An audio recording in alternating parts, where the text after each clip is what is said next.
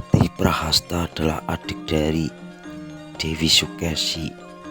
Ayah Prahasta adalah Prabu Sumali dan ibu Prahasta adalah Dewi Danuwati. Dari pihak ayah Prahasta ini masih keturunan Batara Brahma. Batara Brahma mempunyai seorang putri bernama Brahmani yang menikah dengan Raja Brahmana. Dari perkawinan itu lahir Dewi Brahmaniwati. Putri itu diperisti oleh Raja Raksasa dari negeri Alengka yang bernama Prabu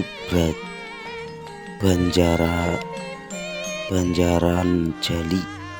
Dari perkawinan itu lahir Prabu Jatimurti. Prabu Jatimurti berputra Brahmanakanda.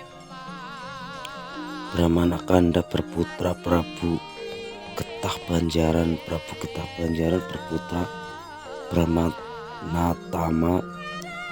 Brahmanatama berputra Prabu Puksura. Prabu Puksura berputra Prabu Sumali, ayah dari Dewi Sukesi dan Prahasta.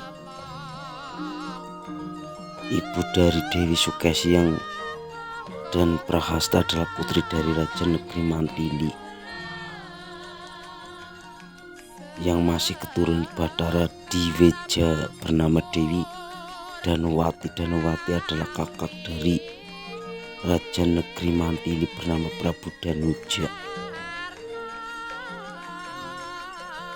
Jelasnya dari perkawinan Prabu Sumali dari Alengka dengan Dewi Danuwati dari Mantili itu lahir seorang putri dan seorang putra.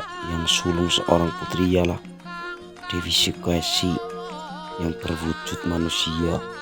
Kecantikannya mengalahkan bulan dan isi jagat raya, bahkan mengalahkan kecantikan Dewi Kamarati yang bungsu seorang putra yang berwujud raksasa bernama Prahasta. Prahasta adalah paman Rahwana. Walaupun berwujud raksasa menakutkan, tetapi Prahasta berhati baik. Setelah sadar dari lamunannya, Rahwana segera mengirim emas intan Raja Brana kepada pamannya itu, termasuk mahkota keemasan diteretas dengan intan berlian, kain batik tulis yang indah, sebuah kendaraan kereta perang yang ditarik oleh kuda sakti dan seekor gajah besar sebagai tunggangan cadangan. Kepada Prahasta diperbantukan 200 raksasa ahli nujum.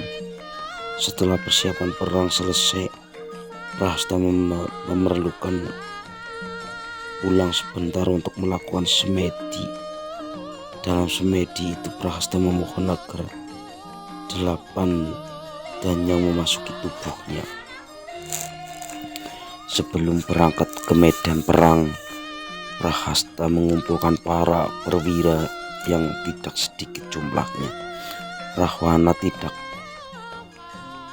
kepalang tanggung memberikan hadiah-hadiah kepada mereka.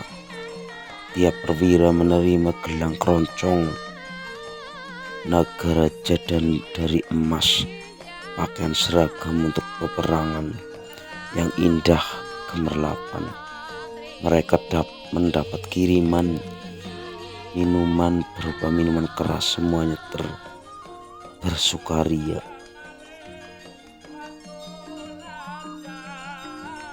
Dilihat sepintas lalu barisan itu seperti gunung emas. Para wiku atau pendeta Alengka mengantar keberangkatan sang patih yang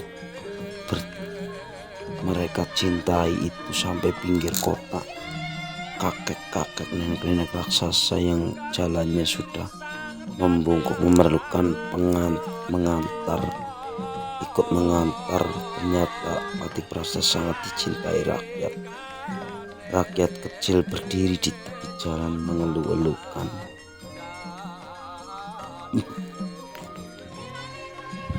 Setelah berangkat memasuki medan perang, Patih ini sudah mengetahui bahwa ia akan kalah dalam peperangan ini.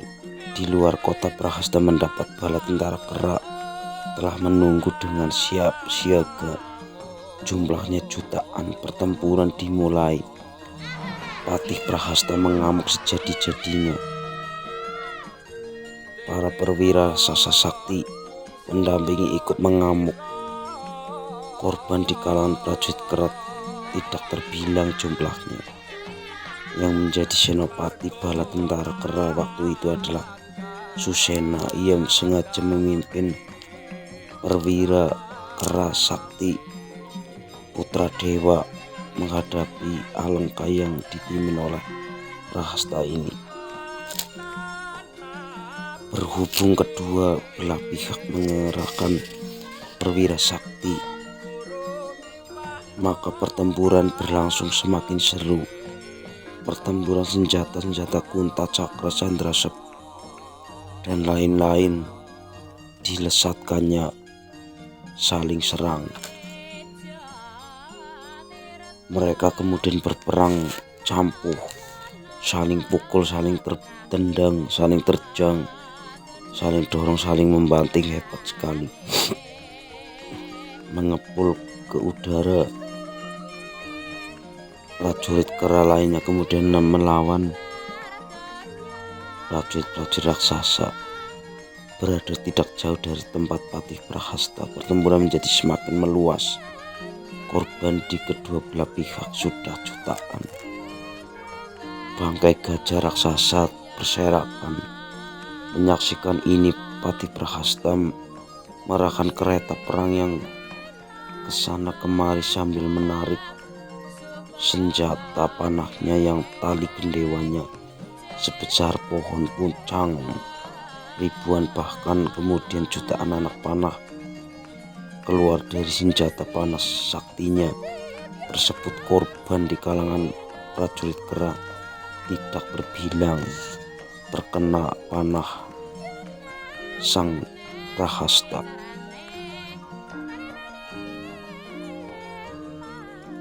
Keistimewaan anak panah sakti Prahasta ini adalah satu anak panah yang sedang menyerang lawan dapat beranak menjadi 10, yang 10 bergerak menjadi 100. Semacam rumput, prajurit kera berjatuhan, berlumuran darah, gugur sebagai mengabdi kepada Gustinya Ramawijaya yang ada di pihak yang benar. Menyaksikan perkembangan pertempuran ini, Sugriwa segera memanggil Anila. Waduh, Yai Anila yang harus menolong keadaan. Hanya engkau yang dapat menandingi amukan Patih Prahasta. Patih itu Patih perkasa yang berhati baik, harus dilayani pertempurannya oleh senopati sakti yang seimbang. Setelah menerima petunjuk dari Sugriwa, seperlunya Anila melakukan sembah, menyatakan sendika, segera melesat terbang ke udara ke arah hutan terdekat mencari senjata pemukul. Ia memilih batang pohon randu alas yang berwarna kuning. Setelah dapat, ia mengamuk sejadi-jadinya. Amukan Anila ini menimbulkan korban banyak di kalangan prajurit-prajurit raksasa. Prahasta menyaksikan amukan Anila ini. Ia mendekat dan tanya, "Hei monyet, siapa namamu? Mengapa monyet bentuknya bulat dan tidak memiliki lambung yang pantas menandingiku?" Itu hanyalah Sugriwa. "Engkau ini apa? Bentukmu pendek jelek menghadapi aku, tinggi besar patih dari suatu negara yang ditakuti. Aku masih berhitung paman dari Prabu Rahwana sendiri. Anila menjawab, "Jangan banyak bicara engkau Prahasta. Tidak perlu Gustiku Prabu Sugriwa melayanimu bertempur. Cukup aku saja yang melayani. Aku perwira Anila, aku perangkat bupati.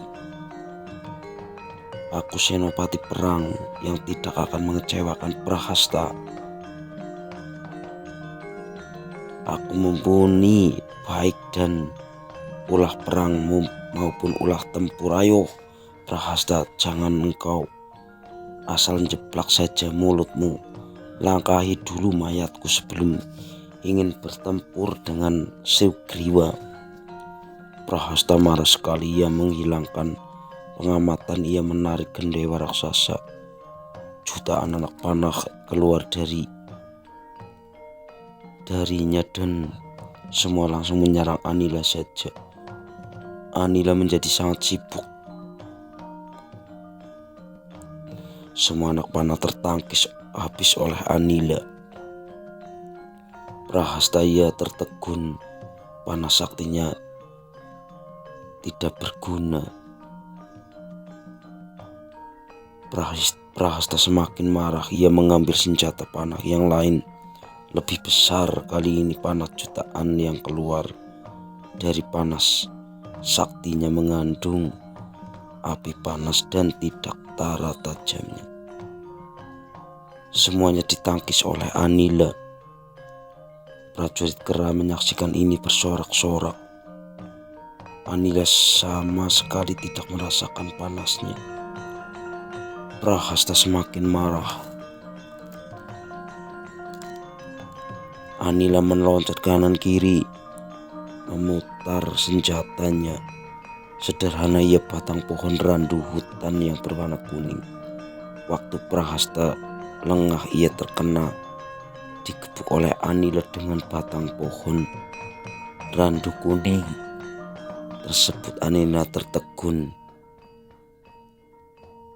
Jika setiap raksasa yang lain yang terkena pukulannya pasti tewas, tidak demikian halnya dengan Prahasta ini. Prahasta ternyata kebal. Ia hanya tersenyum mengejek. Ia merasa sakit, bahkan seperti dipijeti, nikmat sekali. Anila sekarang yang kehilangan pengamatan. Ia memukul berkali-kali Prahasta, namun dengan sepenuh tenaga tidak ada efeknya. Hanya kereta Prahasta saja yang hancur bersama kudanya, tetapi Prahasta berhasil menghindar. Debu mengepul ke udara. Prajurit keras bersorak-sorak. Prahasta segera berganti senjata musala. Pertempuran senjata musala melawan senjata randu kuning. Tidak ada yang terdesak. Ternyata keduanya dalam segala hal sama. Patih Prahasta bertempur sambil kiprah-kiprah menakutkan, sedang Anila bertempur sambil meloncat-loncat, lekar-lekar, menyirangi, juga menakutkan. Prahasta berganti senjata. Kunta Anila terkena pukulan tubuhnya, tetapi ia ternyata juga kebal. Prahasta dipepet oleh Anila, diserang dalam sangat dekat sehingga keduanya ia dapat menggunakan senjata lagi. Sakingnya serunya peperangan, Anila terdesak. Anila berhasil tiba di dekat batu hitam. Dijebolnya batu hitam tersebut ternyata sebuah tugu. Tugu itu diangkat tinggi-tinggi dan dipukulnya kepala Prahasta. Prahasta tewas, kepalanya pecah, tubuhnya masuk dalam tanah sampai setinggi dada. Tugu yang digunakan untuk memukul kepala Prahasta itu berubah wujud menjadi bidadari sangat cantik yang tiada lain adalah Dewi Windradi, dahulu istri Resi Gutama, Ibu Sugriwa dan Subali. Ia adalah ibu juga Dewi Anjani. Prahasta akhirnya gugur dan Dewi Windradi diruat kembali menjadi seorang bidadari karena dulu terkena kutukan oleh Resi Gotama yang menanyakan Cupu Manik Astagina. Karena Dewi Windradi diam saja, akhirnya disumpahi seperti tugu. Akhirnya Dewi Windradi menjadi tugu dan sekarang terruat dengan tewasnya Patih Prahasta.